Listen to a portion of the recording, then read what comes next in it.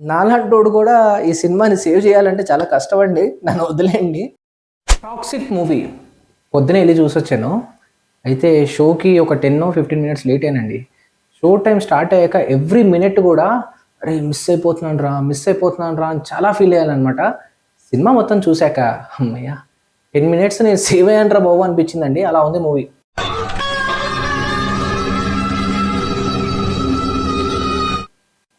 ఇప్పుడు ఎంబీఏలో అనుకుంటా అండి, ఫస్ట్ ఇయర్లో నేను అప్పుడే చదువుతున్నప్పుడు కేజీఎఫ్ మూవీ వచ్చింది.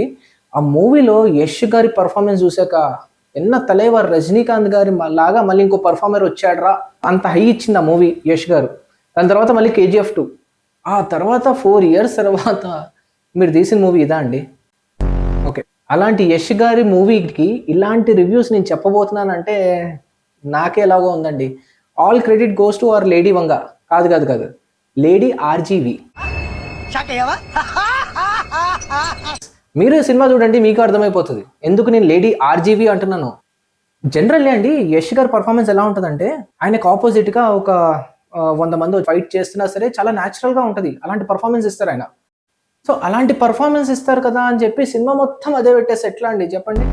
సినిమా మొత్తం అండి ఒక సీన్లో ఫైట్ చూపించారు అనుకోండి, నెక్స్ట్ సీన్లో బూమ్ బూమ్ బూమ్ చూపిస్తారు, ఆ తర్వాత మళ్ళీ ఫైట్ చూపిస్తారు, తర్వాత మళ్ళీ కార్లో బూమ్ బూమ్ బూమ్ చూపిస్తారు, తర్వాత ఫైట్ చూపిస్తారు, తర్వాత బాత్రూంలోను బెడ్రూమ్లోను బూమ్ బూమ్ బూమ్ దరిద్రం. అంటే 3 hours 10 minutes మొత్తం మూవీ లెంత్. సినిమా మొత్తం 4 years తీశారండి. ఇది యష్ గారు చిన్నప్పటి నుంచి పెద్ద అయిన తర్వాత కొంచెం ముసలైనంత వరకు మరి ఆ మాత్రం తీశారంటే మరి 4 years కావాలి కదా.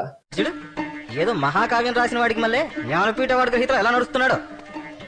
సినిమాలో కొన్ని సీన్స్ ఉంటాయండి, అసలు ఫైట్స్ జరుగుతూ ఉంటాయి, అసలు ఎందుకు చేస్తున్నారు రా, వాళ్ళు ఎందుకు వచ్చి చంపుతున్నారా ఈయన, లేదా ఈయన ఎందుకు వాళ్ళని చంపుతున్నారా, అసలు వాళ్ళు ఎవర్రా బాబు అని మీరు వెళ్ళి యష్ గారినైనా అడగండి, ఆయన కూడా తెలియదు. ఆ డైరెక్టర్ మేడంకి లేదంటే ఆ స్టోరీ రైటర్ తప్ప ఎవరికి తెలియదు. కానీ ఫైట్లు అవుతూ ఉంటాయి. ఇప్పుడు మనకు ట్రైలర్లో సీన్ చూపిస్తారు కదా, ఫారెన్ అమ్మాయిలతో ఫైటింగ్ ఉంటుంది. అసలు వాళ్ళు ఎవర్రా, ఎందుకు వచ్చారా, ఎందుకు ఫైట్ చేస్తున్నారు మీరు చెప్పరు. సరే మూవీ బాగాలేదు కదా అంటే రివ్యూస్ కూడా బాగాలేదండి, అలాగే ఉంటున్నాయి. అరే బాగాలేని మూవీకి కూడా మీరు రివ్యూస్ ఇలా ఇస్తే ఎలారా బాబు. ఈ సినిమాలో మన వరల్డ్ ఫేమస్ భయ్య ఇందులో కూడా బొక్కలు ఎత్తుతున్నాడండి. అంటే లాజిక్లు ఏంటి, అవి ఏంటి, ఇవి ఏంటి అని ఎత్తుతున్నారు. ఈ మాత్రం దానికి ఇంత షాక్ అవుతాడేంట్రా? ఇలాంటి మా దగ్గర చాలా ఉన్నాయి, నా గురించి చెప్పలేదా బాబుకి? సినిమాని పాపం దిల్ రాజు గారు 120 crores పెట్టి కొన్నట్టున్నారు, AP and Telangana state theatrical rights.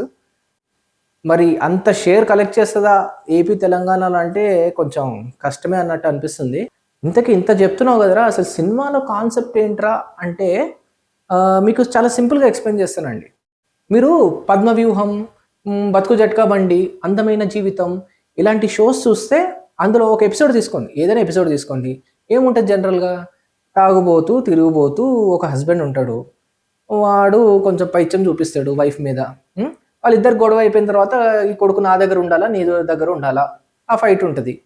ఆ అమ్మాయి వచ్చి ఏం చెప్తుంది, మా ఆయన అండి తాగుబోతండి తిరిగిపోతండి, ఫస్ట్ వైఫ్ ఉండేదండి ఆడు చనిపోయిందండి, తర్వాత ఇల్లీగల్ అఫేర్స్ ఉండేదండి, ఒక ఇల్లీగల్ అఫేర్ అమ్మాయి కూడా అది కూడా చనిపోయిందండి, మరి ఇంత అఫేర్స్ ఉన్న అబ్బాయితో నువ్వు ఎందుకమ్మా మళ్ళీ పెళ్లి చేసుకున్నావు అని అడిగితే కొంచెం ఫైనాన్షియల్ ప్రాబ్లమ్స్ అండి, మా నాన్న అప్పులన్నీ తీర్చాడండి ఈయన, అందుకే 3వ పెళ్లి చేసుకున్నానండి లేదా 2వ పెళ్లి చేసుకున్నానండి, ఇలా చెప్తూ ఉంటారు కదా జనరల్గా. రియల్ ఇన్సిడెంట్స్లో ఆ షోలో చెప్పేవి నేను తీసుకున్నా. ఇప్పుడు ఈ కాన్సెప్ట్ తీసుకొని అందులో కొంచెం వైలెన్స్ యాడ్ చేయండి, B grade masala stuff add చేయండి, అన్నీ కలిపేసి ఒక డ్రింక్ తయారవుతే ఆ డ్రింకే టాక్సిక్ అనమాట.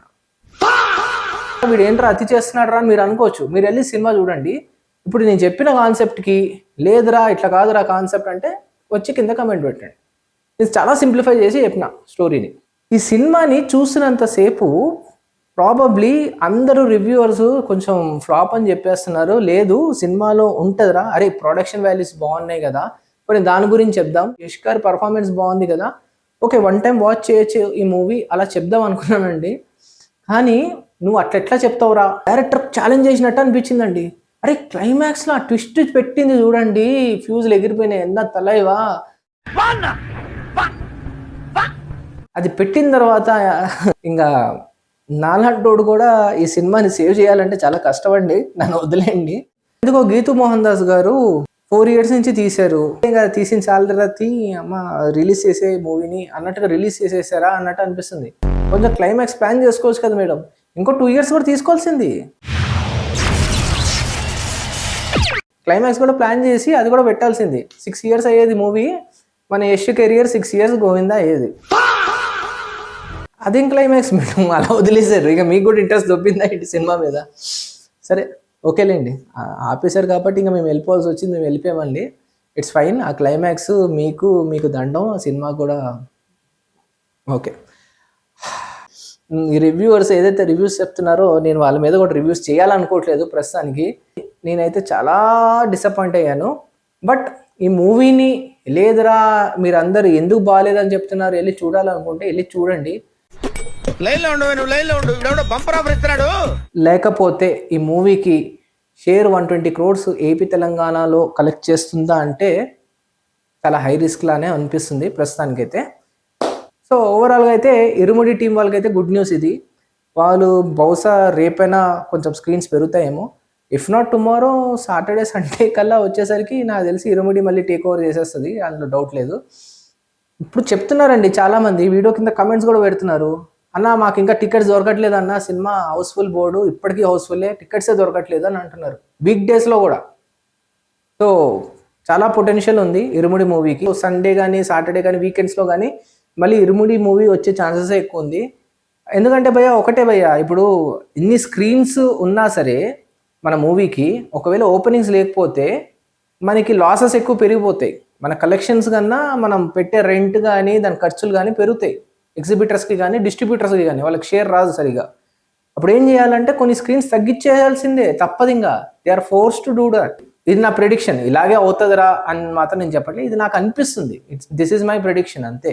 ఓవరాల్గా నేను చెప్పిందే కాదు కదండి, ఓవరాల్గా టాక్ కూడా చూడండి అలాగే ఉంది. అండ్ ఈ సినిమాని కొంచెం నేను రివ్యూవర్ మీద రివ్యూ చేసి సినిమా సేవ్ చేయాలంటే చాలా కష్టం అండి. ఇప్పుడు పెద్ద మూవీలో ఆబ్జెక్టిఫికేషన్ గురించి చాలామంది మాట్లాడారు కదా, ఈ మూవీలో ఆబ్జెక్టిఫికేషన్ అనే వర్డ్ కూడా తక్కువేమో, అలా ఉంటుంది.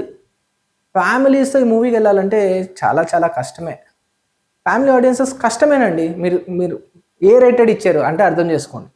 పిల్లలు వెళ్ళలేరు, ఫ్యామిలీ ఆడియన్సెస్ చాలామంది కూడా వెళ్ళలేరు. So it's very high risk game అన్నట్టుగా నాకు అనిపిస్తుంది.